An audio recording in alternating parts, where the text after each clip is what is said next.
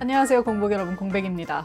보통 책 읽는 사람은 자기가 무슨 표정으로 책을 읽는지 잘 모르잖아요. 저도 리드잇미를 시작하고 나서야 이제 제가 독서에 집중했을 때 어떤 표정을 짓는지 알게 됐는데, 제가 재밌는 책을 읽을 때 이런 표정을 짓고 있는 게 진짜 투명하다. 저렇게 눈알이 빨라지는 속도나 꿈찔거리는 입꼬리나 안절부절하는 자세, 이런 게 진짜 새삼 너무 정직하게 느껴지네요. 이런 건 못 숨기는 것 같아요. 앞서 보신 것처럼 오늘 제가 소개할 책은 김주혜 작가님의 신작 장편소설 밤새들의 도시입니다. 김주혜 작가님은 아마 많은 분들이 이 책 작은 땅의 야수들로 알고 계실 텐데요. 이게 이제 일제강점기 당시의 한국 역사를 굉장히 흥미진진하고 장대하게 펼쳐놓은 책이었잖아요. 이 소설로 김주혜 작가님을 알고 계신 분들은 이번 신작을 읽으시면 진짜 놀라실 거예요. 그냥 완전 아예 다른 세계거든요. 그 갭이 진짜 엄청나서 저도 좀 놀랬는데, 개인적으로는 작은 땅의 야수들보다 이 책이 훨씬 더 마음에 들었어요. 그래서 오늘 이 책 밤새들의 도시를 여러분께 소개해드리려고 합니다. 바로 시작해볼게요. 제가 그 리드잇미 때 이 책을 중간 정도까지 읽고 이렇게 이야기를 했습니다.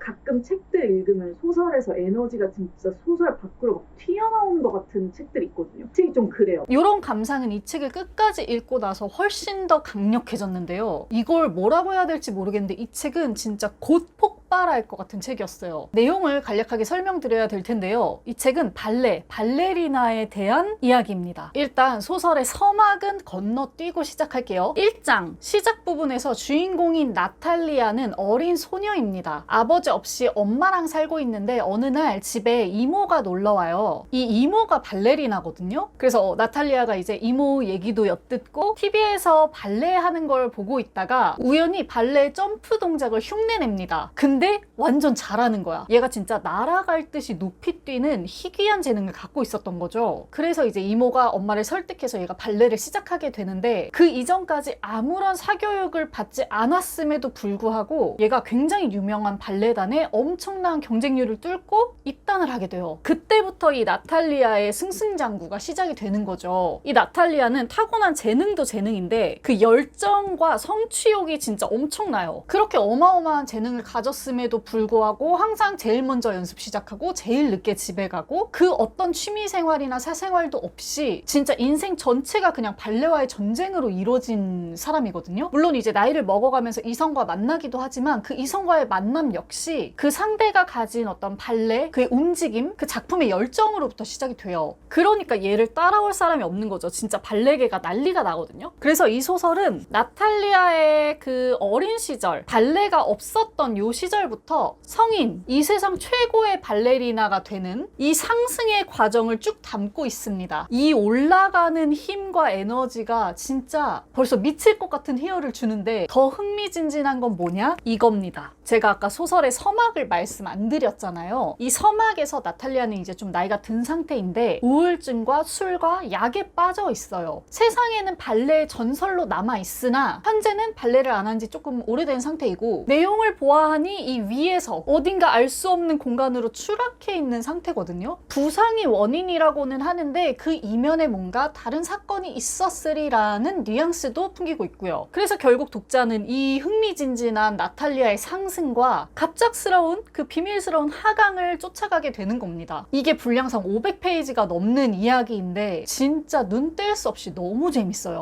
그 영화 중에 블랙스완이라고 있잖아요. 그 영화 보신 분들은 아실 텐데, 발레라고 하는 게 정말 신체의 한계를 극한까지 이끌어내는 정말 완벽을 요하는 예술이잖아요. 그리고 위로 갈수록 진짜 엄청난 경쟁이 있고요. 그래서 블랙스완 영화에서도 라이벌 구도에서 보여지는 그런 날카로움과 히스테릭함이 되게 잘 느껴지거든요. 이 책도 그래요. 진짜 냉정하고 잔인한 경쟁과 음모를 생생하게 보여주고 있고요. 또 발레는 파트너가 있는 예술이다 보니까 이 파트너와의 관계, 사연이나 묘사도 진짜 관능적입니다. 그리고 나탈리아가 가지고 있는 어떤 예술관, 열정에 대한 이야기들도 진짜 깊이가 있고요. 특히 이 배경이 러시아 발레단인 마린스키 발레단의 이야기가 많아요. 그래서 자연스럽게 그 러시아 우크라이나 전쟁에 대한 이야기도 나옵니다. 왜냐면 발레단이라는 곳이 세계 각국에서 재능의 있는 사람들이 모여 있는 곳이잖아요. 전 세계인이 교류하고 경쟁하는 공간에서 뭔가 이제 국가적인 문제가 생긴 거니까 여기에서 오는 충돌, 그리고 이 잔인한 세상에서 예술이 뭘 바꿀 수 있느냐, 이것이 사치가 아닌가, 이런 다양한 이야기들을 담고 있어서 정말 여러 방면으로 독자를 홀리는 책이라는 생각을 했습니다. 제가 그 낯선 장르에 대한 허들이 좀 있어요. 그래서 소설에서 제가 모르는 소재를 주제로 삼으면 좀 손이 안 가거든요. 저는 사실 발레에 대해서도 진짜 아무것도 몰라요. 그냥 영상 같은 거 우연히 봐도 와, 사람 몸이 되게 신기하다, 약간 이 정도의 감흥만 있을 뿐인데, 그래서 제가 이 소설을 읽기 시작할 때 걱정을 좀 많이 했습니다. 왜냐면 저한테 별로 흥미없는 이야기일까봐. 근데 읽어보니까 이 소설은 제가 발레를 전혀 몰라도 저를 완전히 몰입시킬 뿐만이 아니라 그냥 발레라는 세계 자체를 궁금하게 해요. 저도 이 소설을 읽으면서 발레를 계속 찾아봐가지고 지금 제 유튜브 알고리즘이 진짜 발레로 도배됐거든요. 심지어 제가 발레를 너무 해보고 싶은 거예요. 그래서 저희 집 주변에 있는 발레 스튜디오까지 검색을 해봤어요. 물론 아쉽게도 없었지만. 근데 그런 거 있잖아요. 내가 언젠가는 발레를 배우게 될 것 같아. 하고 싶어. 약간 이런 마음? 그 정도로 이 소설 하나가 독자를 이 세계로 이끄는 힘이 있고요. 김주혜 작가님은 어떤 주제를 써도 진짜 페이지 터너구나. 이제는 진짜 믿고 보는 작가에 넣어도 되겠다라는 생각이 들었어요. 아까도 말씀드렸다시피 저는 요 작은 땅의 야수들이랑 밤새들의 도시를 연달아서 봤는데, 유명한 건 이 책이 더 유명하지만 저는 개인적으로 밤새들의 도시가 훨씬 완성도가 있고 완결성이 탄탄하고 재미있다고 느꼈거든요. 다만 이제 이 책을 읽어보실 분들이 좀 주의하셔야 될 게 있어요. 그게 뭐냐, 등장인물들 이름을 반드시 적으면서 읽으세요. 러시아 이름 악명 높은 거 여러분들 아시죠? 여기 인물들의 대부분이 러시아 이름을 쓰고 있는 데다가 러시아 이름을 표기하고 부르는 방식이 되게 어려워요. 책의 말미에도 나와 있는데요. 러시아 이름은 채덩어리로 되어 있거든요. 이름, 그리고 누구의 아들, 딸, 그리고 성. 그래서 우리 러시아 소설 보면은 남자 이름은 무슨 비치, 여자 이름은 무슨 브나 이렇게 적혀 있는 경우가 많잖아요. 이게 각각 누구의 아들, 누구의 딸이라는 뜻인데 친밀도에 따라서